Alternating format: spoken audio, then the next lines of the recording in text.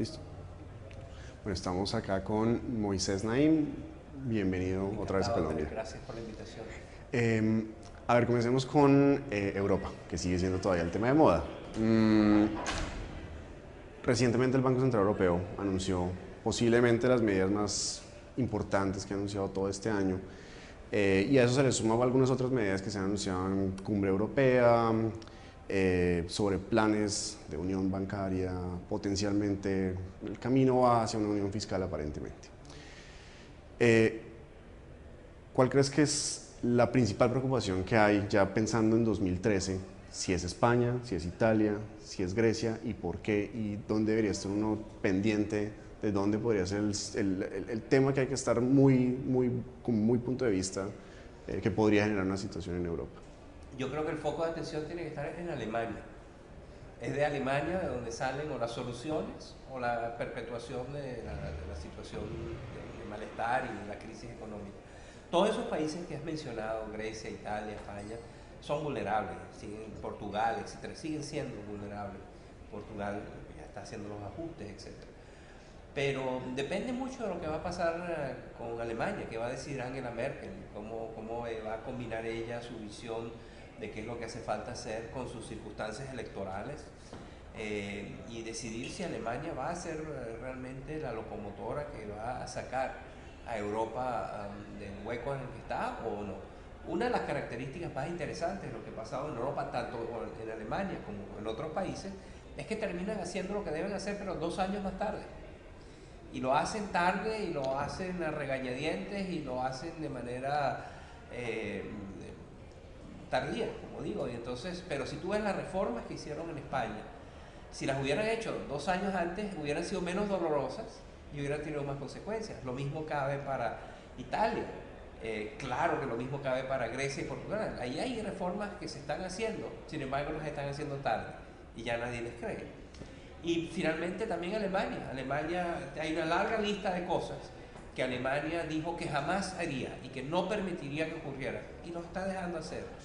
O sea que en general en Europa lo que estamos viendo es una reacción tardía y truncada, y poco decisiva a la crisis que está enfrentando la región. Si tú fueras el asesor económico político de Angela Merkel, ¿cuáles serían los 3 principales consejos que le darías a ella para tratar de salir de esta crisis? Yo creo que son conocidos. Yo creo que está claro que, como dijiste, se está moviendo el continente, Europa continental, se está moviendo hacia una integración fiscal. No hay duda, por ejemplo, que si eso ocurre, sería bueno tener, el famoso, se ha hablado mucho del mercado de bonos, un mercado de bonos europeo donde no es España y Portugal e Italia los que salen a vender bonos y deudas, sino sale Europa. Y entonces eso genera, pues, más confianza en los mercados y les permite a ellos tener una estructura de deuda y una dinámica de deuda que es más sostenible. Y ciertamente todo el tema de regulación, la homogeneización y la sincronización de todo lo que es la política regulatoria del sistema financiero. Entonces está la parte fiscal, está la parte de acceso a los mercados de capital para los gobiernos, y está la parte de regulación. La pregunta de si algún país debería o eventualmente lo va a hacer, salir del euro, especialmente pues Grecia ha sido como el tema de la discusión. ¿Usted cree que Grecia u otro país debería eventualmente salir del euro? De nuevo, te voy a sorprender con la respuesta. Hace poco, George Soros dijo y dio una declaración y tiene una posición al respecto de que Alemania es la que se tiene que salir del euro, y que o Alemania lideriza a Europa y hace los sacrificios asociados a ese liderazgo, que es ayudar a los países que están endeudados a mejorar y estabilizarse, o Alemania se sale del euro. Si Alemania se sale del euro y quedan con la moneda del euro, los otros países no van a poder devaluar. Y al devaluar pueden ser más competitivos, se puede generar una situación que no es exenta de riesgos, que no es exenta de peligros y costos, pero que al menos da una salida.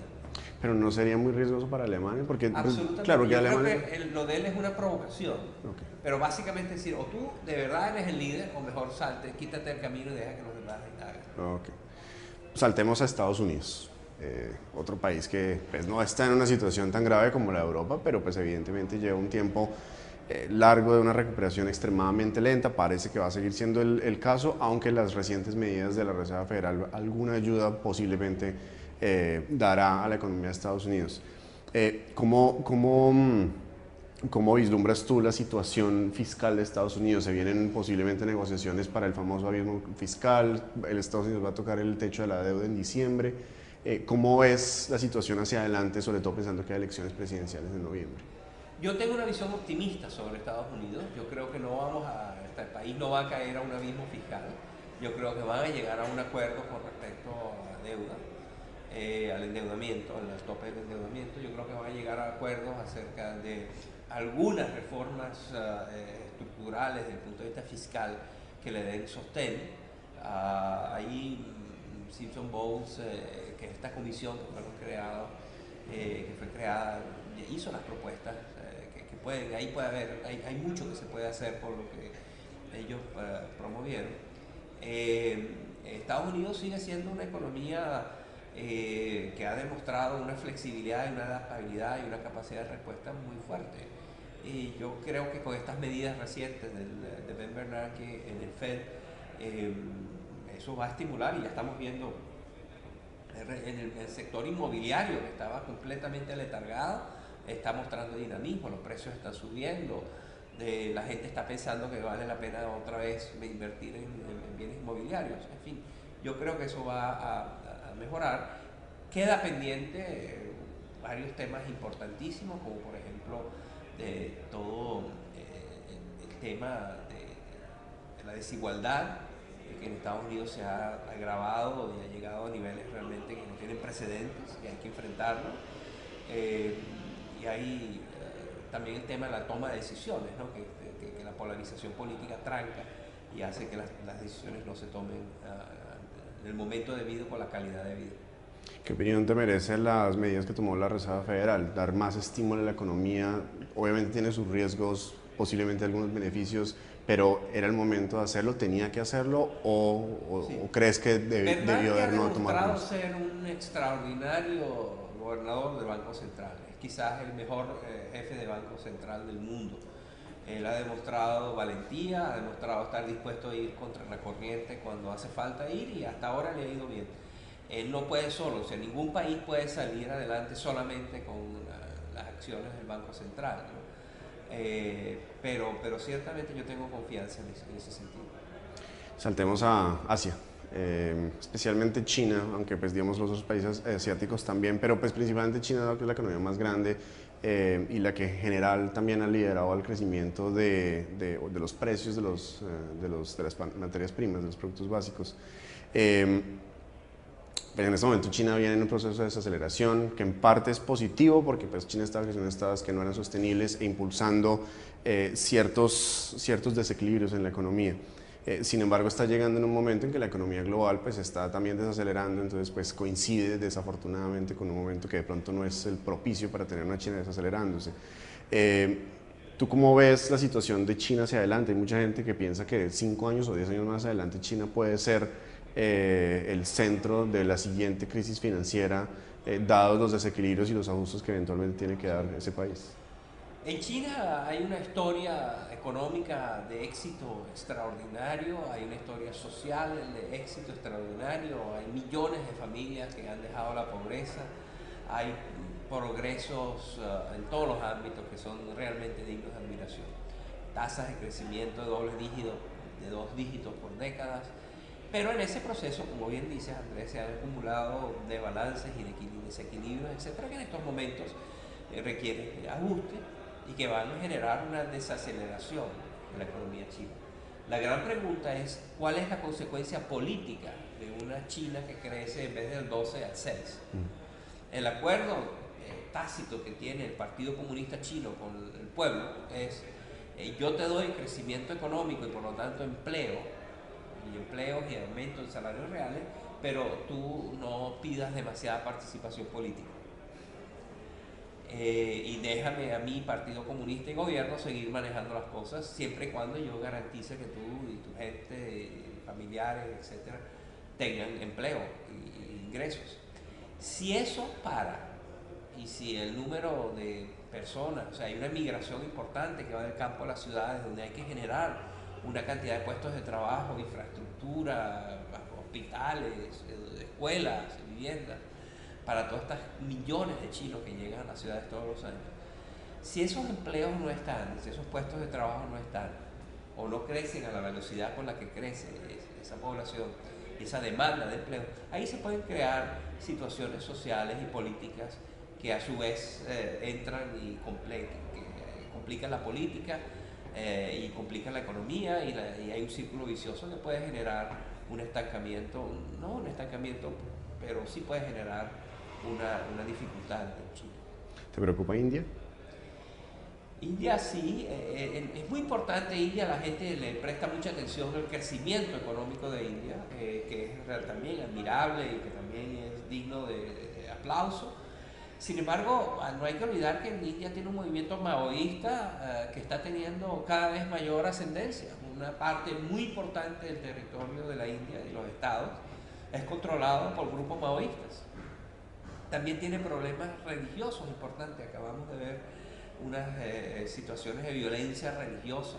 India es un país con una población musulmana, islámica enorme, donde y hay enfrentamientos constantes entre los hindúes y los musulmanes.